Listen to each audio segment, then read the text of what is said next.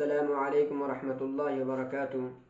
میرے محترم بزرگوں اور دوستوں، آج ہم بات کرتے ہیں کہ زکوٰۃ کے اصل مستحق کون لوگ ہیں۔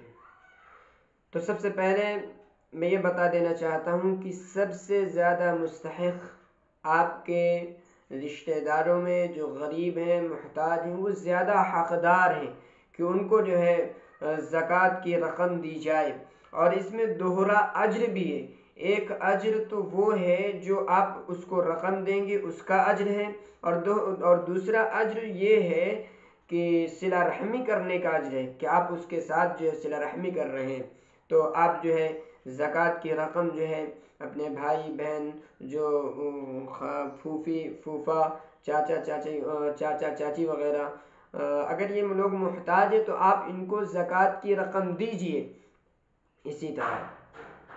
اسی طرح وہ لوگ بھی زکوٰۃ کے زیادہ مستحق ہیں جو مدارس کے اندر پڑھاتے ہیں اور مساجد کے اندر امامت کرتے ہیں، کیونکہ ان کی بیچاروں کی سیلری 3,000 ہوتی ہے، کہیں پر 4,000 ہوتی ہے، تو کہیں 5,000 ہوتی ہے، اس طرح جا کر کہیں 8 9 10,000 تک ہو جاتی ہے۔ لیکن آپ ذرا غور کیجئے، آپ کا 80,000 میں کچھ نہیں ہوتا ہے، تو کیا ان کا 8,000 میں یا 3,000 میں یا 2,000 میں کچھ ہو سکتا ہے؟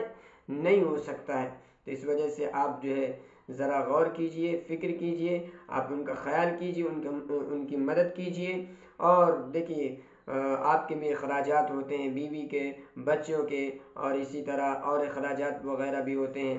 تو اسی طرح ائمہ حضرات یا مدارس کے اساتذہ حضرات، ان کے بھی اخراجات ہوتے ہیں، بیوی بچے ہوتے ہیں، اور بیوی اگر بیمار پڑ جائے تو پتہ نہیں کتنا پیسہ لگ جائے، یہاں تک کہ نوبت یہ آ جاتی ہے کہ وہ قرض لے کر کے جو ہے اپنے بچوں کا یا اپنی بیوی کا علاج کراتے ہیں۔ تو جو آپ کی خدمت کر رہا ہو، آپ کے لیے لگا ہو اور اپنی پوری زندگی وقف کر دے، تو کیا آپ ذرا تھوڑا سا آپ ان کی مدد نہیں کر سکتے؟ یہ آپ کی ذمہ داری بنتی ہے، اور تمام امت مسلمہ کی ذمہ داری ہے کہ وہ ایسے لوگوں کو ڈھونڈ کر، تلاش کر کے، اور ان کی مدد کریں، ان کے بچوں کی مدد کریں۔ ہر اعتبار سے وہ اپنے ائمہ حضرات کی، اپنے مدارس کے جو ہے مدرس حضرات کی خوب مدد کریں، ان کے بچوں کا خیال رکھیں۔ اسی طرح محلہ والوں کو چاہیے کہ وہ اپنے امام کا خیال رکھیں، اور جو مدارس کے اگل بغل میں رہنے والے لوگ ہیں، وہ لوگ بھی جو ہے اپنے مدارس کے استاذوں کا انتظام کریں، ان کی مدد کریں۔ جس طرح بھی ہو سکے آپ مدد کیجئے۔ آپ جو ہے یہ آپ کے لیے جو ہے یعنی ہمیشہ کھڑے رہتے ہیں، آپ کے لیے، آپ کی مدد کے لیے ہمیشہ جو ہے ہاتھ بڑھائے رہتے ہیں۔ تو آپ بھی ان کی مدد کیجئے، جس طرح ہو سکے آپ ان کی مدد کرتے رہیے۔ انشاءاللہ امید ہے کہ آپ لوگ ضرور مدد فرمائیں گے۔